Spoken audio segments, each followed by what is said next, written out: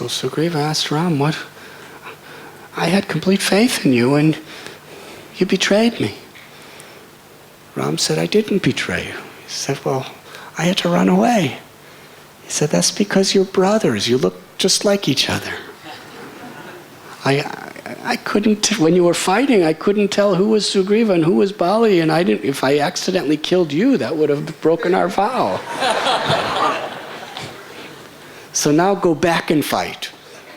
But Lakshman will make a garland for you to wear, and then I'll know that the monkey with the garland is you.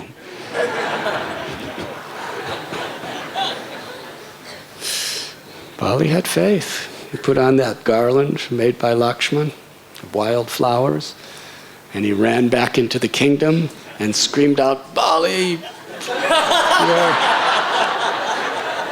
you coward. You've been running and hiding for so long. You have usurped the kingdom that is meant to be mine. You are a cheater. You've taken my wife. I challenge you to stand before me and meet your death. Bali was outraged. But his wife, Tara, she said, Bali, don't you see there's something suspicious? You just defeated him and he ran away. So why is he coming back? Don't you understand? He has an ally. I have heard something about this Ram who's very, very powerful. If you go there, you're going to be killed. He has a very powerful ally with him. But anger and pride, these two things cover one's intelligence.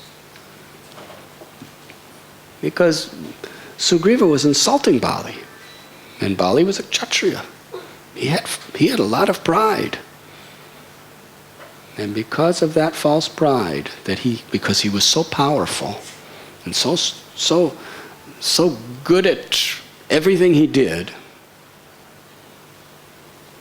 and he was the king with so many followers, who is my wife to tell me what I should do?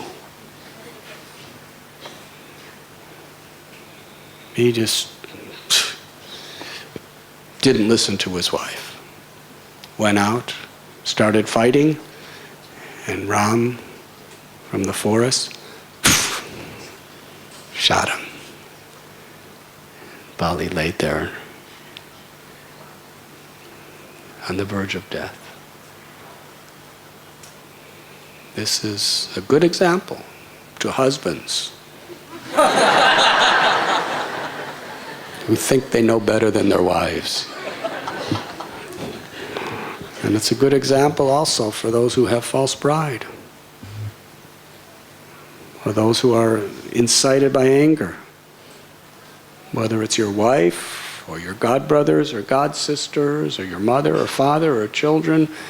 Even if you have good advice, you can't hear it. Ravana, because of his lust and pride, he was getting so much good advice from so many people, but he could not hear. He wouldn't believe it.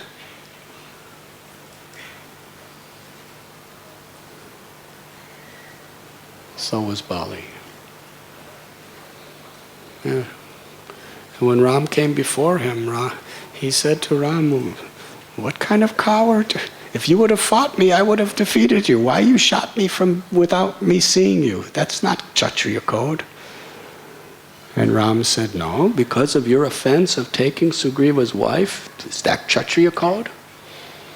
And besides that, according to Kshatriya code, you're allowed to kill monkeys any way you like, and you're a monkey.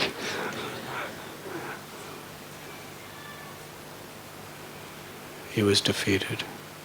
And Bali surrendered his life to Ram.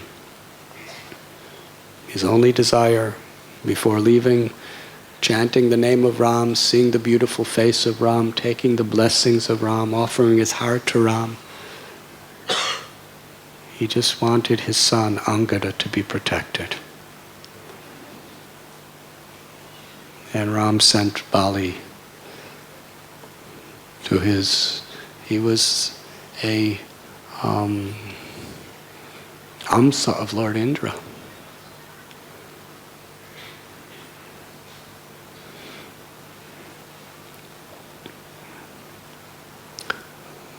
So Sugriva became the king. Ram was so devout to the principle of integrity.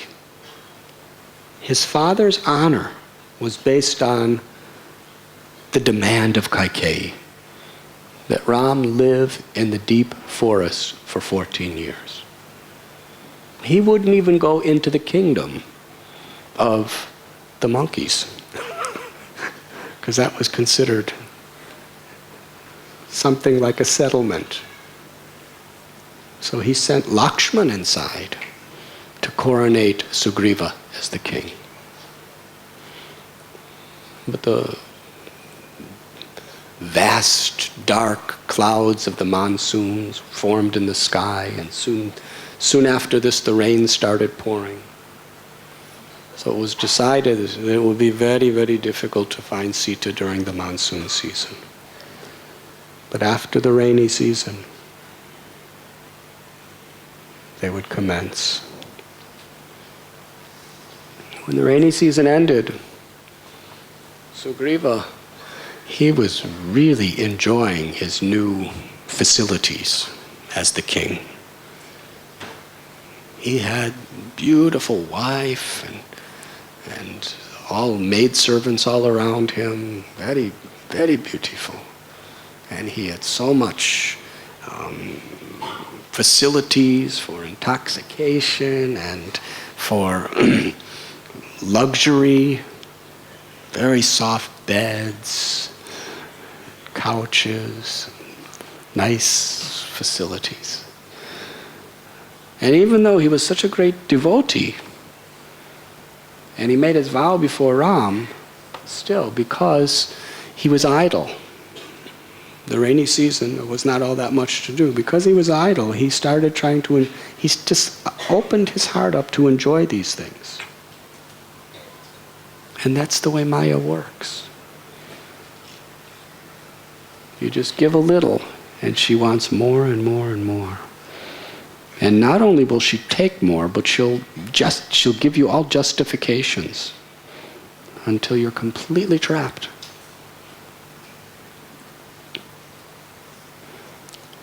So at the end of the rainy season, Sugriva, he didn't even think about Ram.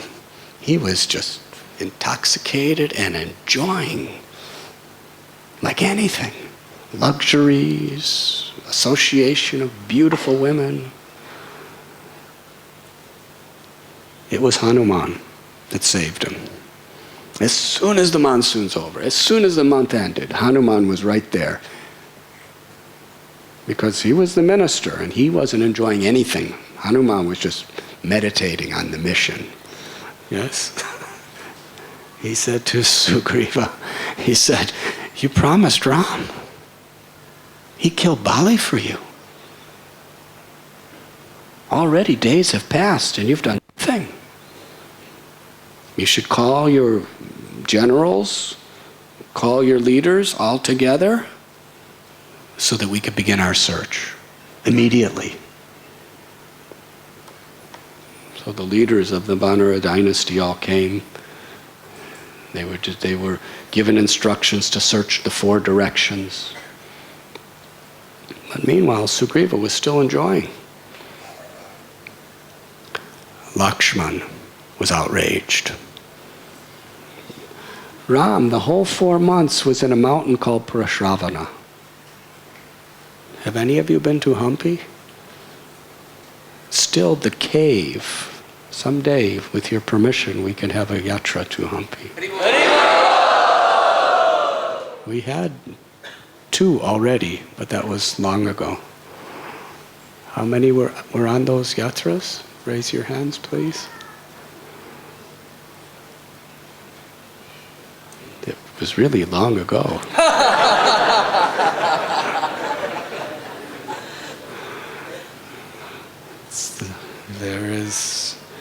there is Anjana Parvat, which is Hanuman's birthplace. And there's Madhuban Forest, which we'll discuss later. And then there is Prashravana, also called Malyavanta. That's where Ram spent those months in a cave. And in that cave, there's a deity of Ram.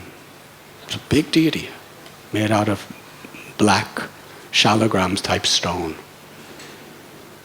And Ram has a mala in one hand, and his hand is on his heart, other hand. Representing that during the whole time Ram was crying in separation of Sita. And with the mala he was chanting her name, Sita, Sita, Sita, Sita. And with his other hand over his heart, because he was meditating on Sita within the core of his heart. It will be nice if we go there someday.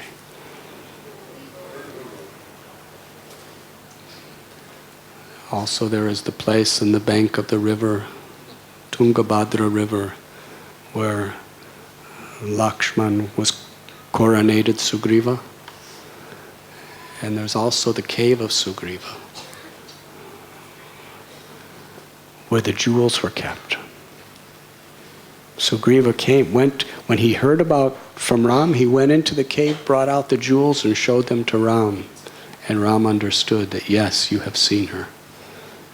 She has gone that direction toward the south.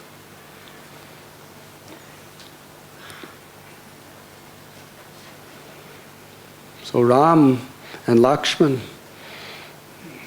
they were in that state. And Lakshman was very angry.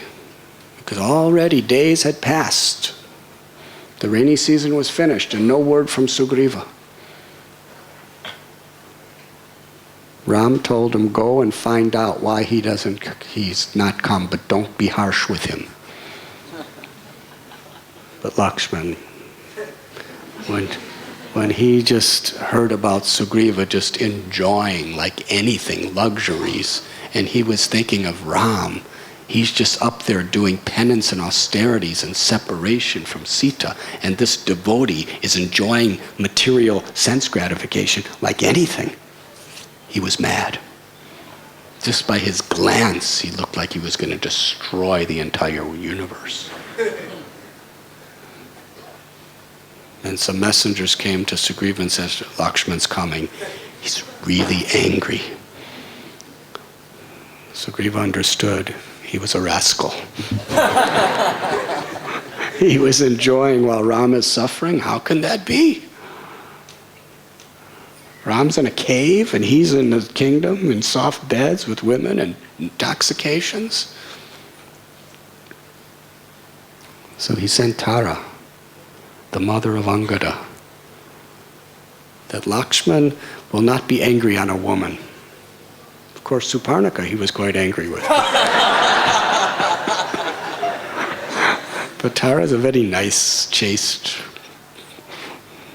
woman, devotee.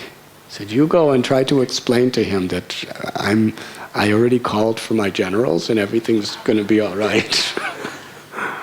So she went and tried to pacify Lakshman. And then Lakshman came before Sugriva and he saw him sprawled out on his couch. How can you be enjoying, intoxicated with all these women when Ram's up there all alone, longing for Sita?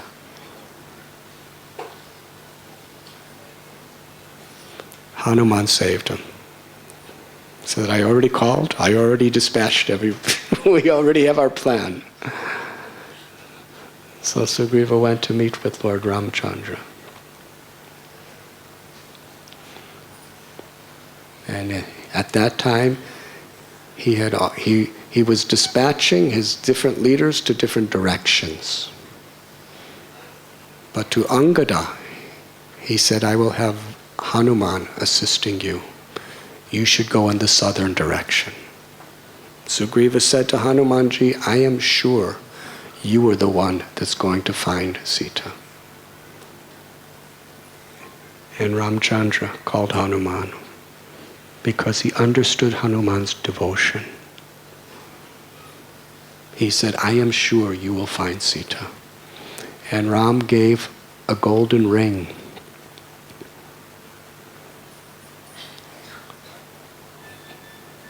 with his name inscribed in it, yes? And said, if you present this to Sita, she will know that you are my messenger.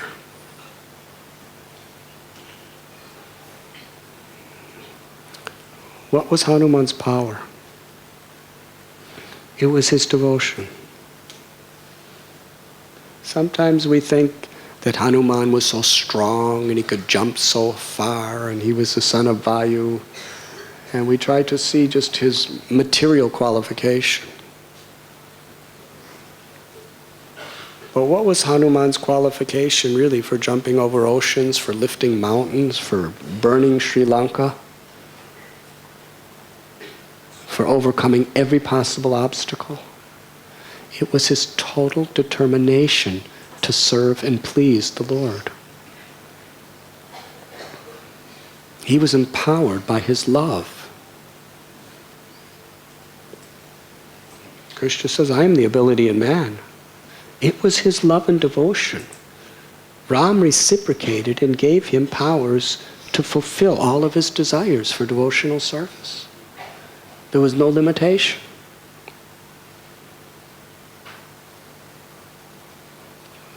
They went searching. They were supposed to come back in 1 month. Should I continue? Thank you.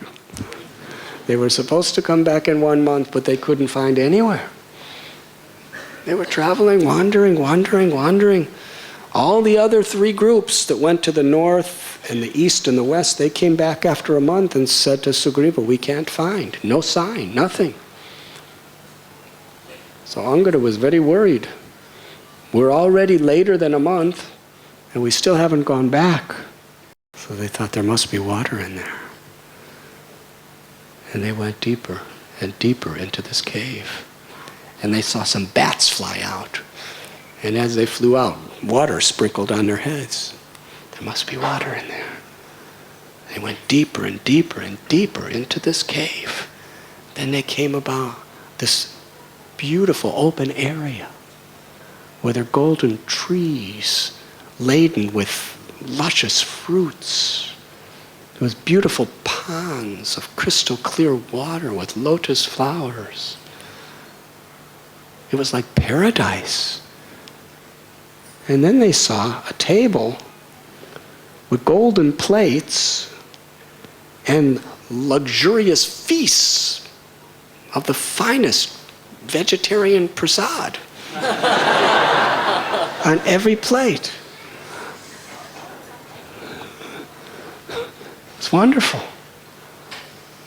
And they saw all golden furniture and ivory furniture and jewels of emeralds and rubies and diamonds and coral. And in the midst of this most opulent, magnificent scene with all this luscious prasad, there was this ascetic woman sitting in meditation, wearing just a deerskin.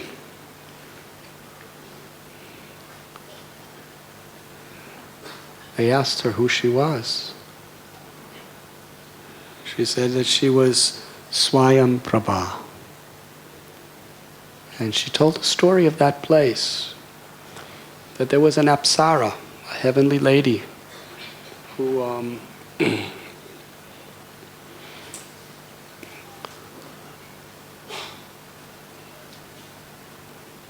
who was living there. Previously Maya, the architect for the demons, he created that whole place to be with this apsara. But somehow or other he got in a fight with Indra and he had to leave. And the apsara lived there. And Swayamprabha was her maidservant. But then the apsara left and went back to the heavenly planets. So Swayamprabha was just there. And she said, please now, eat to your heart's satisfaction, drink to your heart's satisfaction. They all ate, they all drank. They all told about their mission for Lord Sri Ramchandra.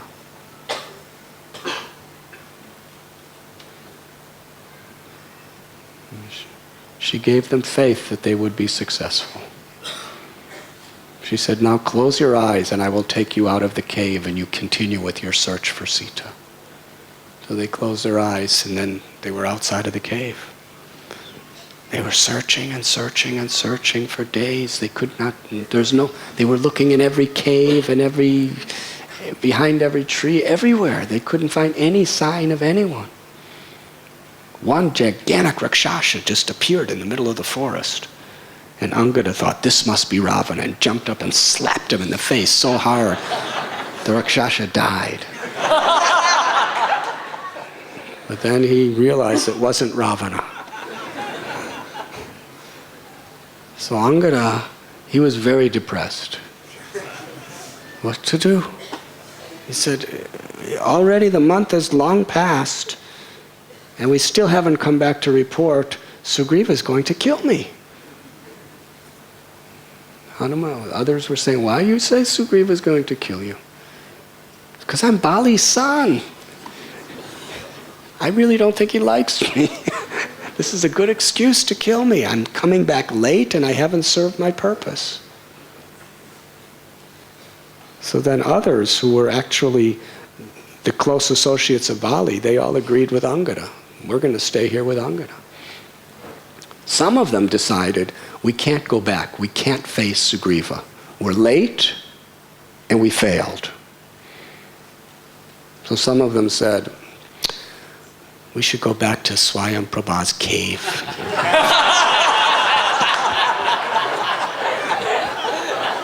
And we should just spend the rest of our lives there enjoying nice prasad and nice water and luxuries. And Sugriva won't find us. But Hanuman said, but Ram will find you.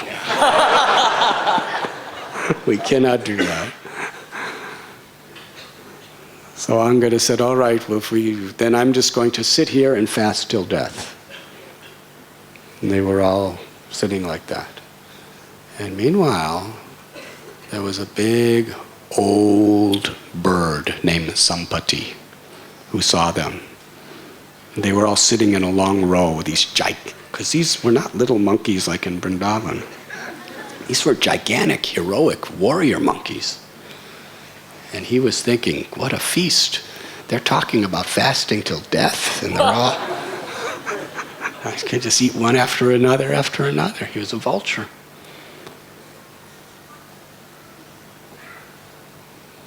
But then as he was there, waiting to eat them, I think it was Angada, he was talking about how just like Jatayu died trying to reclaim Sita, so will we. And Sampati said, all of a sudden he appeared on the scene. And he said, did you say Jatayu? That he died trying to rescue Sita in the service of Ram? Jatayu is my brother. And he told story, how long ago, when they were young, they decided to fly in the air toward the sun, toward the heavens. But the sun was getting so hot. Sampati wanted to protect his brother, so he covered him with his wings. But in the process of protecting his brother, his own wings got burned off. And he fell there.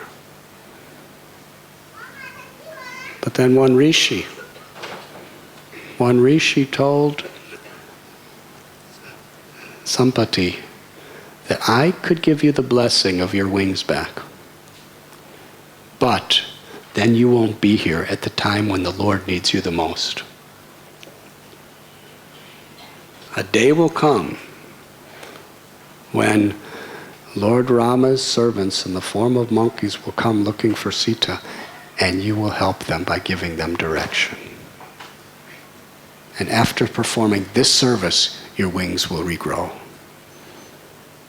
He told the story. He said, I've been here for hundreds and hundreds of years. not being able to go anywhere. And I'm really old, and I can't fly. He said, but the one thing I still have as a vulture is really good eyes.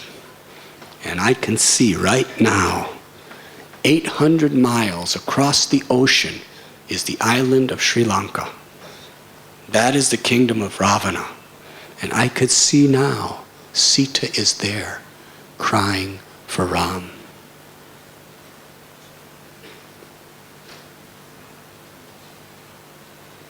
Cross over that ocean and you will meet Sita. And you will be able to bring Ram and Sita back together again. So there will be no difficult for you. Because one who chants the holy name of Lord Ram, they can at the time of death cross the entire ocean of material existence. What is this little 800-mile ocean in comparison? Just focus your mind on Ram, chant his holy names, and all help will be there. For the first time, they understood exactly where Sita was. After giving this news, beautiful, youthful wings grew on Sampati, and he flew into the sky. Go Premanandi. So Angada, Hanuman, they were very blissful. They went to the shore of the ocean, trying to decide how to cross. Angada said, I can jump across 800 miles, but I don't know if I could come back. Jambavan, he said, you are the prince. You should not be doing this. One of us should do it. Jambavan said, personally, now I'm too old. In my youth, I could just go around the whole world in one jump. But now I won't be able to make it there and back. And then all the other monkeys were saying how far they could jump. He said, I could jump 1 yojana. Somebody else said, I can jump 2 yojanas. I can jump 10 yojanas, like that.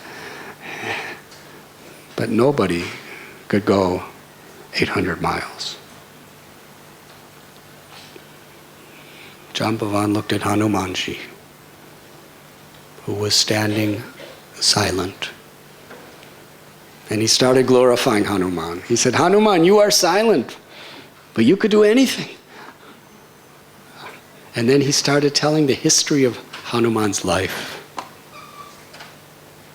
There are different versions of Hanuman's appearance. According to different kalpas, Hanuman may appear in slightly different ways. But on that Anjana Parvat in Kishkinda Kshetra, there was a great monkey king named Keshari Raj. And his wife was Anjana.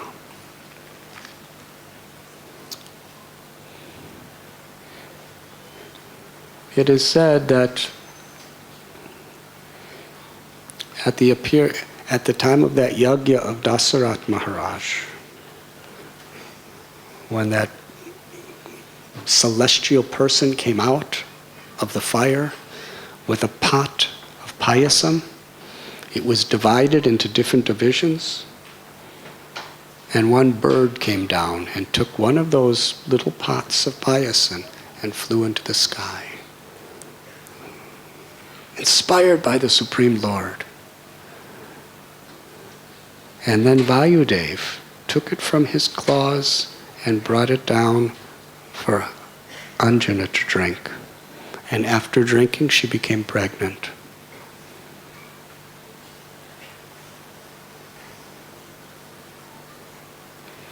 Hanuman is an Amsa of Shiva.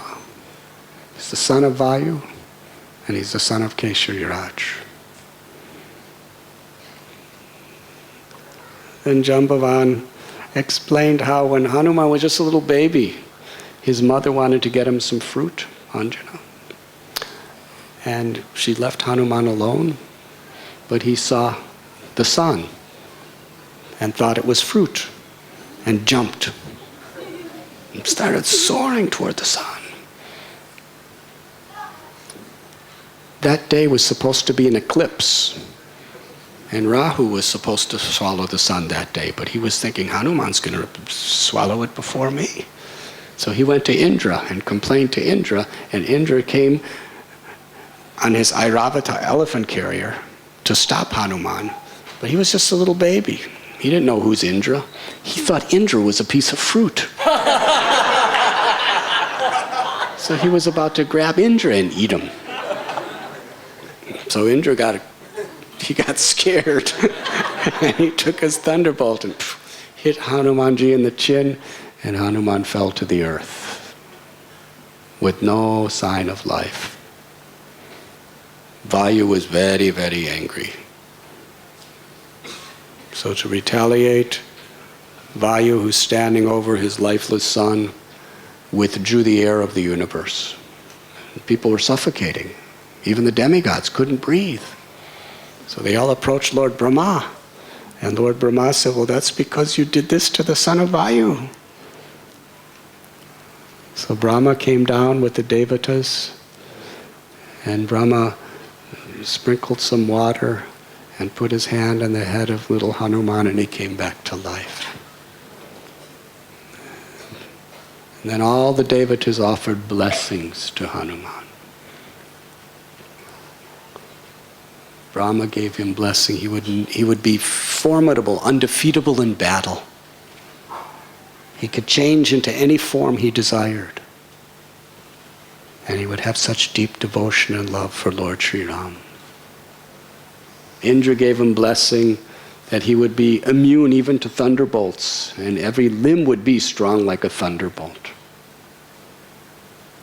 Surya gave him benediction that one portion of his own effulgence Hanuman would possess. And also that he would be greatest scholar of the Vedas. And Surya himself would make sure he learned all the Vedas thoroughly. Vishwakarma gave him benediction to be immune to various weapons, and gave him his powers as an architect, as a designer, Brihaspati with wisdom and knowledge. The Aswini Kumars with all knowledge of Ayurveda and how to cure people. So many blessings. And he was just a little baby. So when babies have so many blessings, when they become young, he was very restless. And who could stop him? So his childlike pranks, his sages would be performing in the Tungabhadra River. They would be doing their yagyas, and he would come and he would start throwing things in the fire, and they'd be bathing, chanting Gayatri, and he'd start pulling their beards, splashing water on them. He'd rip up their clothes when they'd be in the river bathing. So they went to Keshari and Anjana and said, your son is very naughty. And they said, well, what to do? He has all these blessings. If you can make him forget about these blessings, then he'll be a very nice child. So it wasn't exactly a curse. It was a blessing. But they all came together, these rishis, and proclaimed this, that Hanuman would forget all the powers he has unless someone glorifies him and reminds him of his powers. So Jambavan explained this to all the assembled monkeys, including Hanuman. He said, Hanuman, you could do anything. For you, this 800 miles across the ocean is nothing. And when Hanuman heard this, he just grew in size. Immediately. He said, 800 miles, I will fly across the universe to rescue Sita. Then he went on the Mandara Mountain. What is it? Mahendra Mountain, yes, Mahendra Mountain.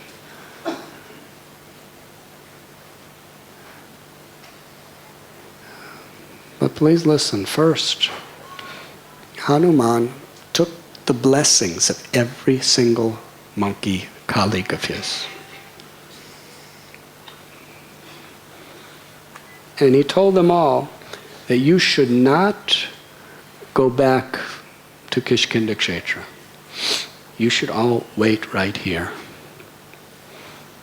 Because if they all went back, then after going and fulfilling the mission of Ram, he would go alone and he would get all the credit. He didn't want that. We are together. We are a team.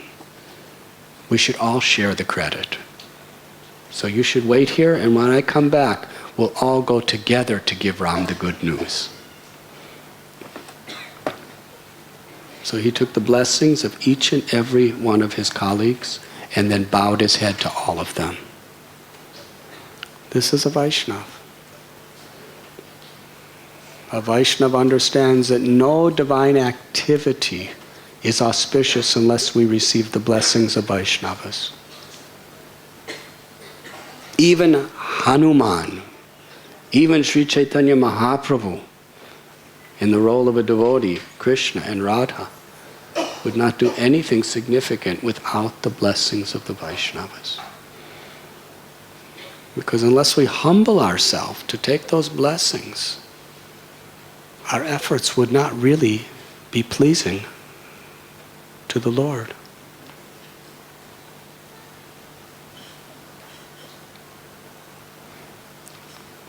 That is the principle of humility.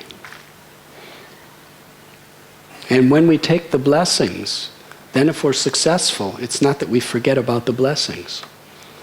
We take the blessings just in case. And then I'm successful.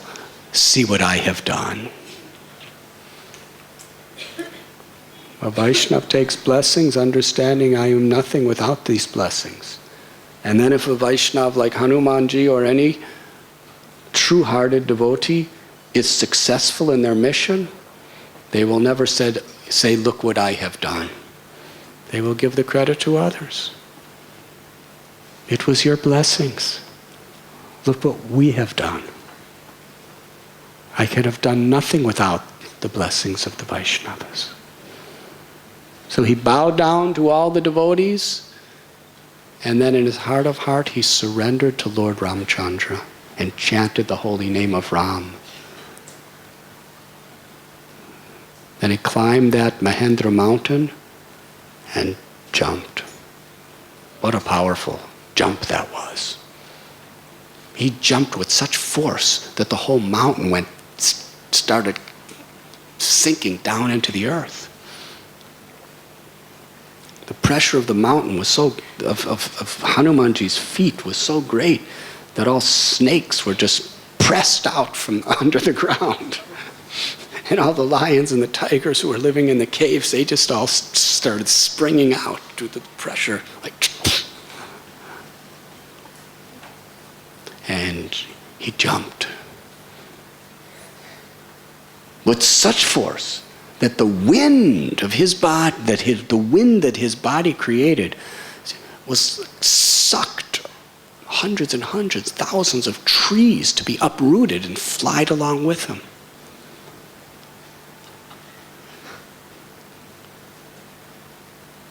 They all gradually were falling into the ocean.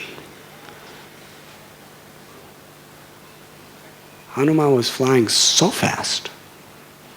His arms were stretched out. It was a magnificent sight to see. He was very big size. He looked like a mountain. His arms were like serpents with 5 heads. His eyes were just glazed with tears of devotion. And he was making a roaring sound because just his body going against the air, the wind. You know the sound of jet airplanes? When the wind is going, that's engines. Just the sound of the wind that he was creating against his body was like the roaring of thunder from huge cloud of Hanumanji. Even the devatas seeing this scene, they couldn't believe what they were seeing. Nothing like this had ever existed. It was glorious. Hanuman soaring through the sky. The deity who presides over the ocean wanted to render some service to Hanumanji. So he called for the Minda mountain. According to the Puranic history, at one time mountains had wings and they could fly. But they became so puffed up because they were so big. Can you imagine? Mountains flying? Himalayas? That they were causing difficulties to so many people. So Indra cut off the wings of all the mountains, but Vayu protected Minda, and he was hiding in the ocean. Minda mountain was made of gold, pure gold, not gold-plated. Golden mountain. Huge mountain. Under the water. Hiding from Indra.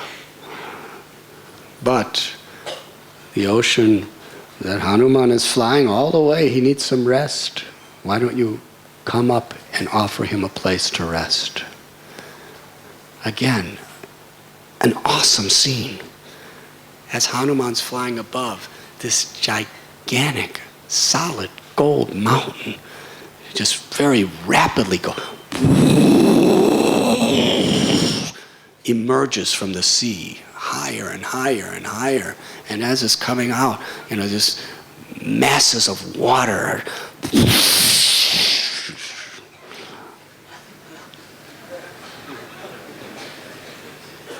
And then personified comes on top of the mountain and tells Hanuman that please accept my service, O great devotee of Lord Sri Ram. I have come and rest for some time on my golden peak. After all, I am greatly indebted to you because Vayu saved my life.